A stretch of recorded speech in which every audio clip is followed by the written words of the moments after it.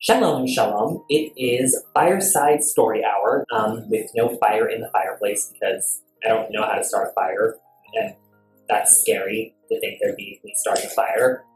There's never been a fire in that fireplace, but whatever, it's still nice. So, I thought this would be a very fun little video to do, and it is on, I guess, your favorite reality star, Jonathan Van Ness. Not my favorite reality star, because I don't really care about Queer Eye. But anyway, now, I'm just going to say, I wasn't expecting much from this book because it's a celebrity memoir, and we all know celebrity memoirs are not super great. Because, well, books like these are not just a book to get to know the person, but they're also kind of like a press release or advertising. And the celebrities who write these, especially young celebrities, have to hold back on a lot of the juicy details, even if they promise that it's going to be really revealing, because their careers aren't over and they're not going to write information that could be harmful to their careers down the line. The best celebrity memoirs are by old celebrities because there's nothing else they need to accomplish, so no holds back for them. So I didn't have a whole lot of expectations with this book, and the book itself, it didn't impress me. Going into this, it was interesting. So I guess I should talk a little bit about actually my relationship with the show Queer Eye, or actually lack thereof. I was never a fan of the original Queer Eye, and I don't care for the current Queer Eye. Or it was originally called Queer Eye for the Straight Guy. I saw on Netflix there's a Queer Eye Germany now, so someone tell me how the German one is. I was a little too young to understand or really care about that kind of thing, Queer Eye for the Straight Guy, when it was airing in its heyday. But, I mean, once I got old enough to know what the show is, again, I never cared for it. In fact, very much my early days of watching YouTube, I pretty much for a long time just used YouTube to illegally watch shows that I would miss on TV, especially a lot of Bravo shows. I remember Queer Eye for the Straight Guy came up in my recommended a few times, but again, never got into it, didn't care. And again, the new Queer Eye on Netflix, I think honestly the fame is like, it's become an even bigger thing than the original. Because obviously they're pushing more boundaries than the original, because it's not called Queer Eye for the Straight Guy, it's Queer Eyes and Inclusivity. And there's many other similar shows that have kind of taken a run with the formula. Jonathan Van Ness struggled a lot in their childhood, and they attribute it directly to never learning proper coping skills. It's interesting when they said not developing proper coping methods. Oh, and I'm so sorry, this is also a huge part of it. This book deals a lot with sexual assault as well. That was a huge issue and a very big major trauma, and that trauma was a very big driving force in a lot of the problems they would go to experience later on. I think it's interesting when Jonathan Van Ness was talking about not developing proper coping methods, and the reason for that was they felt a huge shame in saying what happened to them about the sexual assault. And I found that interesting where the shame came from. Because also, Jonathan Van Ness never blamed themselves for the situation. It's not like they ever thought, oh, it's my fault, I made this happen, and all. Definitely, they felt guilty, felt very upset about it, but Jonathan never told themselves, and nobody ever told Jonathan, you made this happen, you caused this, it's all your fault. Because I'm sure that is the case with a lot of other people, unfortunately, but not them, not JVNs. So my question was like, so where is all this shame coming from that you don't feel you can talk about what happened, even though you know that the right thing to do is you should, and that no one in your immediate environment is going to blame you or make you feel problematic or disgusted for it as well. Also, I will say, while Jonathan Van Ness's parents made a good amount of missteps and huge mistakes in handling this situation, it wasn't out of lack of care. They definitely cared and loved them greatly, and definitely tried to do all they could. They were misinformed at all. But definitely there was always a good amount of love in that household, which is very important. I got to thinking because what happened to Jonathan made them feel very devalued, worthless. And I realized that also, given the other things in Jonathan's childhood in the home, Jonathan was already feeling very devalued as well from other things. So JVN never believed directly that if somebody violates you, the reason is a direct cause of you liking figure skating, which JVN really loved at a young age. Things that were not considered appropriate for boys, because at the time he was being identified as a boy in his childhood, to like. That's not something JVN ever believed.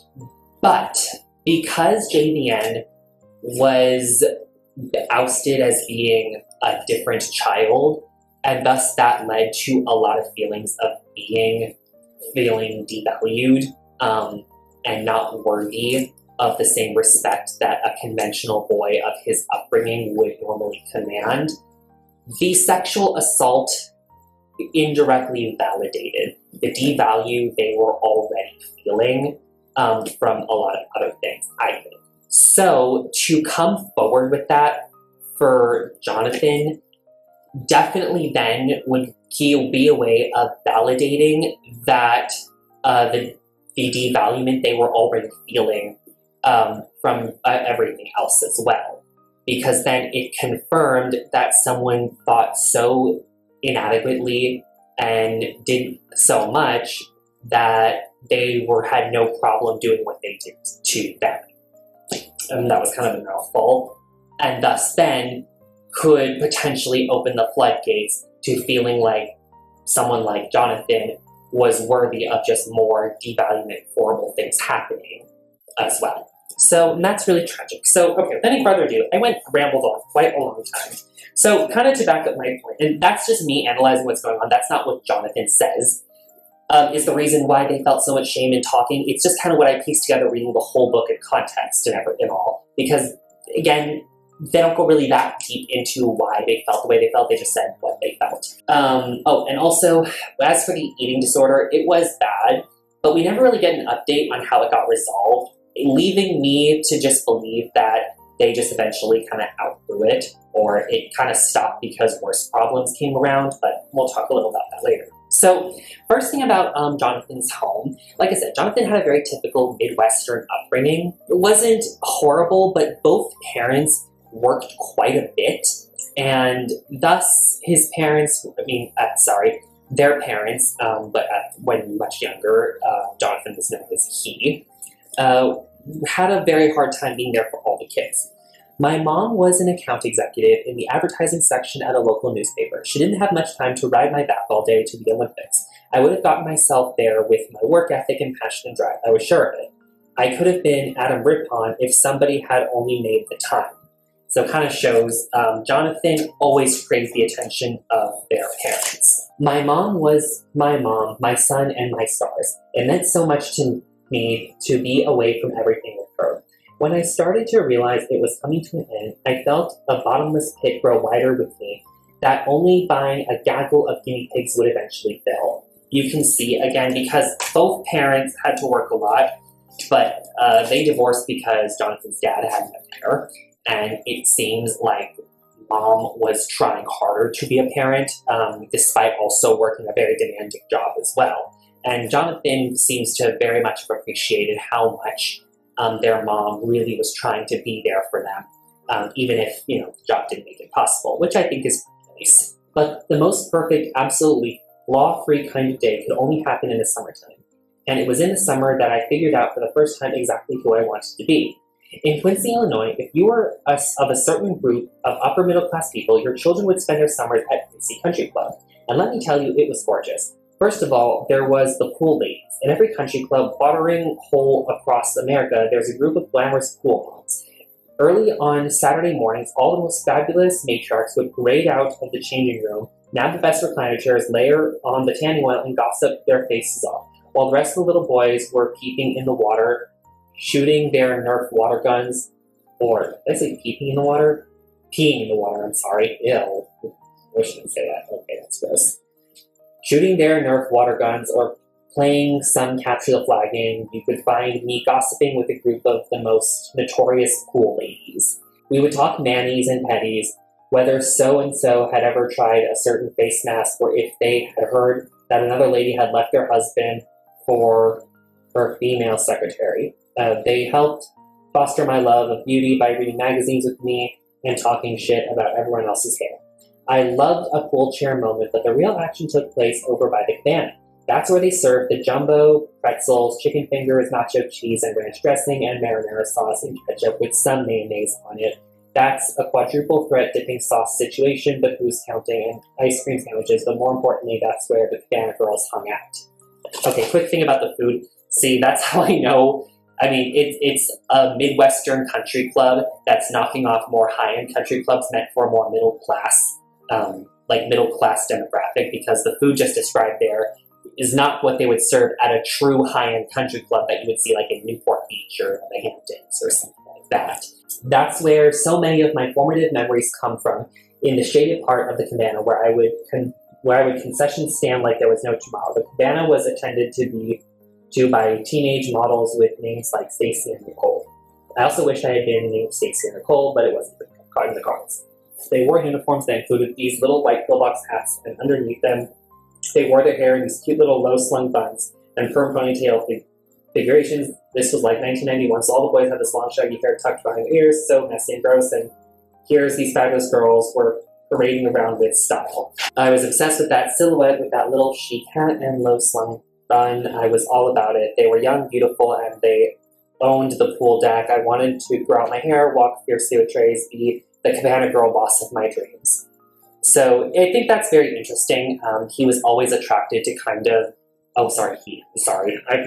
because I'm talking about the childhood where they were known as a he at the time. My default is to do, I'm sorry about that. Sorry. They were always drawn to kind of a lifestyle and a perfected image overall and persona, which very much would come later with how they got famous in the YouTube series they did, and overall what they do now on Queer Eye, helping people become a better version of themselves with expression of style, along with the other cast members, of course.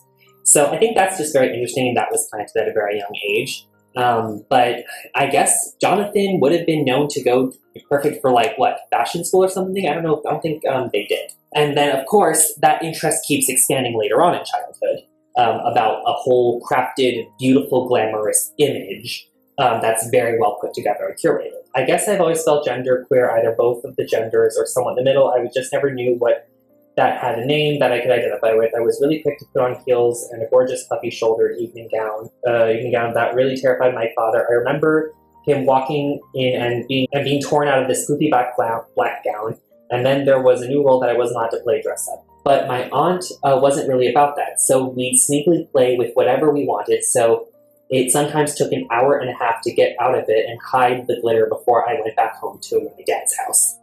And see, that's a huge thing about them feeling devalued as a child, because there's contradictory message, because you just saw father was a big no. Other people didn't approve of that.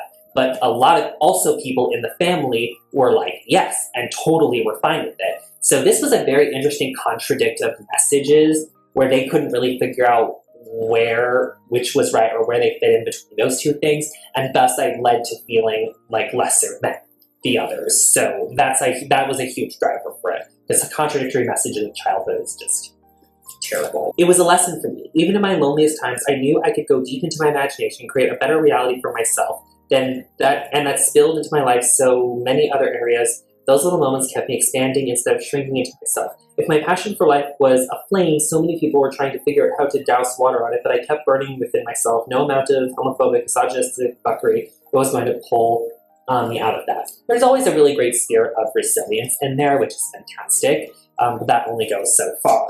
And again, this is about that contradictory message, because it didn't just come from the father, also the community they grew up in. In church, I grew up I went to Sunday school with a group of kids, Sometimes Sunday school was held at a church family's house, and afterward we would all gather to socialize. Okay, so now we're getting into the sexual assault. There was an older boy who taught me to play a game called Doctor. I would usually end up in a closet missing some of my clothes and not quite sure exactly what happened, but I felt a heartbeat that I wasn't used to feeling in my chest and a nauseating excitement inside that left me feeling ashamed that I'd never experienced before. At the dinner table, we'd always talk about what we learned at school today. One night, my mom asked my brother what he'd studied in school. We learned about HIV, he said. What did you learn about it? My mom asked.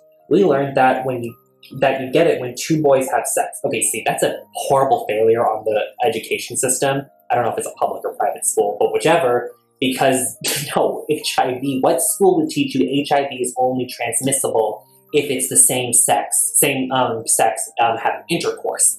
That's ridiculous. That's also very dangerous and negligent on the school's part, because if you're saying, oh, heterosexual people cannot get HIV, then you're putting them at huge risk. That's actually a liability. That school wasn't sued. I dropped my fork. I could feel the color drain out of my face. Tears were streaming down my cheeks before I ever knew why. I jumped off my chair and bolted out of the room. I sat on the bottom of the stairs sobbing. My mom came after me. What's wrong? She asked. What's wrong? I told her what happened with the boy from church. I saw her face twist up in an expression I didn't recognize. Where did he touch you? She said. What exactly happened? I couldn't really get the words out. I felt so ashamed even before I had the language to know what shame was. The next afternoon, we met in the living room to have a family meeting to talk about what happened to me. I know that my mom was trying to get ahead of the issue and resolve it and undo any damage done to me, but sexual abuse, having your little kid world painted in colors that you don't understand, can't be painted into a neat little box right away. It's not something for which you can shape the Etch-a-Sketch and have it not be so. Once it happened, you can't change it. I was so embarrassed that my dad knew what happened. See, that's because their dads, already was not in good standing with his own son because of just how Jonathan was treated prior. Now we hear how he was treated Jonathan prior. That happened, that my brothers knew about it too. I wasn't exactly sure what I was saying or how it was going to impact anyone. Experimentation is normal, my mom said patiently, but we'll never go over there again. Okay, so see, that is, well, first of all, why was Jonathan being forced to say it in front of their brothers? Two, this wasn't experimentation at all. I'm sure the mother was trying to grasp what was going on or find the proper words for it that would make all of them more comfortable, but that's not the right way. So, I mean, I can understand why she would default to that word, but that's still very dangerous. But we'll never go over there again. I nodded. So you can see that it's a very sweeping under the rug situation. But, I mean, to credit the parents, they were trying to do everything they could to console and make their son feel better, and just horribly wrong method. And Jonathan later on in the book says, talking with their mom over everything and what went wrong and, like, repairing our relationship. So it's not like, this became a huge, like, divide between later. From the rest of my family, there was a definite sense that I was just doing it for attention, which was almost more damaging than it happened in the first place. Yes, and again, they don't go really into too much specifics about it, about how wrong that is, or if he was consoled to make sure that whoever thinks that is wrong to think that about what happened. But anyway, we don't really get too much more on that. But I know that this happens a lot. Nobody wants to believe that their family member, siblings, or child has been molested. It's so much easier for people to think they're fabricating, embellishing, or confused, or that they're a co-conspirator that is to really sit with the reality of what happened, which was that an older boy took advantage of a 4-year-old, which was not okay no matter how you slice that particular pie. And again, it's that they knew other people thought maybe this was just a ploy for attention that again led to feeling devalued, that in a way validates the devaluement they already felt from what happened. And of course, it's still just as traumatic even if you know you are very loved in a loving home and you have all your parents' admiration. It happens. I mean, that's also still very traumatic as well. But those two already being in a bad standing and feeling shame from whatever other reason, and then something that also induces more shame, that's a formula for a disaster, which affected them much later on. I didn't cry about it, maybe because I still didn't totally understand what happened. Plus, I wasn't enthralled by my dad's company anyway. He wasn't around much, and his temper was fierce. He had exceptionally low tolerance for spills, messes, and feminine behavior, which, as you can imagine, didn't bode well for baby me. Why? What father gets upset? Well, I'm sorry, I know the answer to this. But it's just, it's really parents like this that annoy me. You aren't letting your kids be kids. Get upset when they spill and scream. Dude, that's what kids do. They spill and make messes, okay? I mean, ugh. It's very Joan Crawford-esque. So I wasn't upset that he'd be moving out, but everyone else was so upset, so I tried to act like I was too. Mostly I hid away with my gorgeous, highly processed kid snacks and my figure skaters on TV. Those girls gave me a glimpse into grace and female badassery I hadn't yet experienced in my small town beyond the country club, at least. When figure skating wasn't on TV, I'd go down to the basement of our little sorted house to practice my figure skating routines, lining the walls of the room with cushions to create my very own ring, passing endless hours gliding around the room with the grace and ease of yet undiscovered Michelle Kwan. Interesting. And again, using kind of that glamour fantasy as an escape. We don't get too much on whether the relationship with their father was fixed, but their father just, it's terrible. Meanwhile, in some ways, my mom was thriving, but also I saw her struggling with disordered eating and her weight. Finding balance for health did not come easily, and that affected me too, since I was also out of control in so many ways. When the Surgeon General in the 50s came out and said that tobacco was bad for you, my grandfather went from smoking a pack a day to nothing, and one day he quit cold turkey. My grandparents had lost their eldest son to a tragic car accident when he was only 19, when my mom was 14. They had a necessary rigidity and a sense of duty to fulfill their prominent role in their town and survive after being rocked by such a horrific tragedy. Not to mention my grandparents' generation grew up in the Depression, World War II, and didn't have the ability to teach what they did not know: self-care, self-love, and nurturing yourself. We're all considered hogwash. Just eat a balanced diet and a bottle of wine at night, protein, a carb, and a vegetable, push your feelings down and get fit. So because they were dealing with that, my mom never had the space to learn how to care for herself. That cycle continued from my mom to me because of the extremely unfair gender constructs of career and motherhood and life. It's no fault of hers. She's hardworking, diligent, beautiful person who did the best she could, and I honor her forever.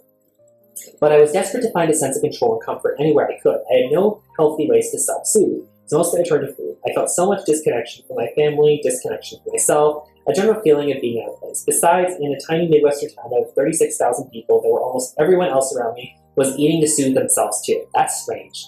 That I've never heard of before. I could do the same way, which made me part of something when I felt disconnected from everyone. It started when my brother walked in on me in the bathroom. I had discovered the art of binging and purging from a Lifetime movie that starred the actress who played the Pink Power Ranger and was called Perfect Body. I thought that was fierce and started to do it too, because who doesn't want to eat a whole box of Thin Mints and get away with it? I lasted for a couple of years until I finally stopped after I popped blood vessels in my eyeballs and gave myself a nosebleed, so it was really motivated by pure vanity. Also, I started hating it. My mom wanted me to go see her therapist, who was named, I knew that I had been my mom's therapist since I was 6. My mom had a few brushes of her own trauma. Sometimes she would sleep for 3 days straight. Through therapy, medication, help from her psychiatrist, weaning her off said medication, she'd gotten a handle on her mental health. I trusted him blissfully because of how he'd helped. He wore thin-rimmed glasses, khakis, and a button-up. His breath smelled like garlic powder and instant coffee. I sat down again to talk about how I was fighting with my mom and having some issues at school. When I finished my monologue, his first question came so quick it caught me off guard. Have you ever been sexually abused? He asked. What does that mean? I said. Has anyone ever touched you in a way that you didn't want? I don't know what you're talking about, I said. I was genuinely confused. There's no need to get defensive, he said. I can tell you, he said, and you can't tell anyone. That's right, he said. So I told him the story of what happened when I was a kid about the older boy who was taking me to his room to play doctor. I didn't have the words at the time to explain how it all made those things, those little synapses connect in my brain, because when something like that happens to you and you're at a young age, the connection between shame and sex and the way we communicate about those subjects is already I told him everything I could remember. Maybe the conversation in that hour meandered to other subjects too. It wasn't the only thing we talked about, but when I walked out of that room, I felt so much better. A weight had lifted when I went home and went to bed.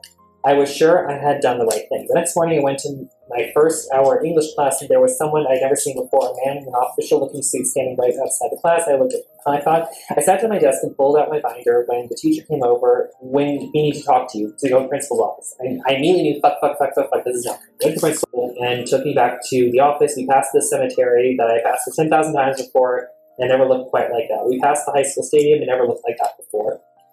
Film grant. Okay, let's see. I sat down. I could hardly speak. His office was on the first floor with an open window covered by a screen. My mom found me and brought me back to the car. My nose was bleeding. I was so embarrassed that it's okay, she said. It's all going to be okay.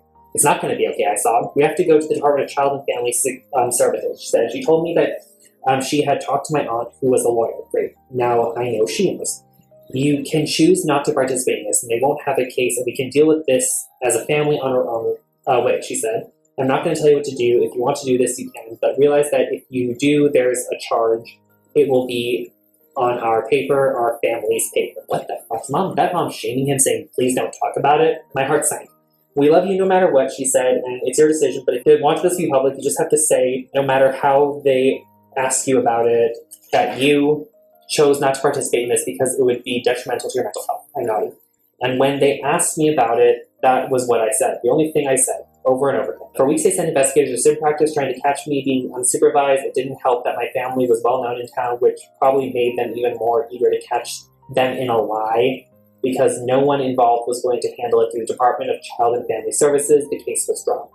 After the fact, privately, both families wanted me and the other boy to sit in a room and talk about it. I said no. In no words was I safe in that room, but it put me in another impossible situation. It was either go through with that, or I would be seen as difficult once again. This is how I learned to turn everything against myself. It would take 9 years of high-risk, self-destructive behavior before I would finally learn to take my toddler by this little curly head and let him know that he was okay. Okay, what the, you know what, I read that before, but now I'm reading that again, and it is, what did the mom say? We have to go to the Department of Child and Family Services, she said. She told me that she had talked to my aunt, who was a lawyer. Great, I thought. Now she knows too. You can choose not to participate in this, and they won't have a case, and we can deal with this as a family on our own, she said. I'm not going to tell you what to do. If you want to do this, you can, but realize that if you do, there's a charge. It will be in our paper, our family's paper. My heart sank. We love you no matter what, she said, and it's your decision, but if you don't want this to be public, you just have to say, no matter how they ask you about it, that you chose not to participate in this because it would be detrimental to your mental health. They were being gaslighted. It's like their mom was like, I want to help you, but just let's not do it this way. We didn't talk about this stuff after it was over, but there were so many things that we didn't talk about. Steve was sober and my mom didn't drink, so if liquor disappeared from the cabinet, where did it go? I felt a questionable chat open on the computer and asked about what it was about. I'd say nothing, leave me alone, and the conversation would stop there. By the time the extent of the abuse came to light years later, the years of disconnect and miscommunication between my parents and me was a whitewater rapids level river not crossable safely. At first I was terrified that if I talked about it, it would be misconstrued as being my fault. Also, wait, I'm just thinking, why would it show up in a paper? Like, what the hell? Why would a paper report that? Why would a paper give details of all the details of... I'm sorry, you know what? I didn't catch so many questions. Just thoughts coming in as I read this again. Because in my family, it was always my fault. I was dramatic, I was loud, I was clumsy, I was out there, I was passionate, I was over the top. Honey, this time, it really wasn't my fault. I couldn't allow myself to be in a room full of adults where that possibility was on the table. It's interesting. It's interesting how, again, because JVN was seen as lesser than, the lesser of the child, and lesser than their community, anything that happens that's bad is going to be seen as their fault one way or another. Because the problem is, if they had gone forward and then pressed charges and gone on the record, so horrible for something request a child to do, but if it had to be, then it would point out to a greater issue. And of course, nothing can possibly be wrong with a conventional good child and everything. And this is, again, in a lot of cases where, of course, someone accuses, say, the star quarterback of a college of sexual assault. Like, no, a perfect member of the community, this quarterback, no, he is the product of a good, perfect, all-American childhood. Great parents with a great income, great house, star student, all that stuff. No. And of course, nobody wants to believe that doing everything or what's seen as a perfect childhood or the perfect way to raise a child can result in your child doing something so horrible. Because again, somebody who embodies everything that is so good about a society or perceivably good but isn't really good, then nobody wants to believe that it was kind of a facade, or, what they think is perfect and ideal really isn't. The keeping of secrets had created so much perceived acting out behavior that came spilling out of all kinds of different ways in my family. I had garnered the title of what my therapist calls the identified patient, which is the person in a dysfunctional system who becomes the problem person by acting out the pain of the dysfunctional system, which draws away the attention from the true inner conflicts of the people in the system. I couldn't bear the pain of being the problem person anymore. I was determined to change the narrative. Navigating through trauma, depression, and despair is a full-time job, which made it even worse. More crucial, I found some light in the dark. I'm not sure what it is. If God's given, if it's my chemistry, if it's my nature or nurture, but my whole life becoming obsessed with something I'd made past the time in all sorts of joyous ways. Jonathan dealt with a lot of years of self-destructive behavior, including drugs and dangerous sexual escapades, including sex work, and then eventually got clean and eventually became the person we know today. So I thought that was a very interesting story. The problem is this book isn't super detailed. These kinds of books never are. I wish it could have maybe known more about the town environment, more the community, because definitely coming forward with the assault would have made the family a bit of a town pariah, and I would have wanted to know how. I think for some who don't know, there's the classic young adult novel Speak that really talks very well about the feeling of shame coming forward with an assault like that. It's kind of a cult classic. Laurie Hall Sanderson is a fantastic young adult writer. Really love her. And she's the author of Winter Girls, which is one of my favorite books. Not just learning coping methods is not a thing. It's actively discouraged on, and the experiences and why that came to be and how that attitude thrived.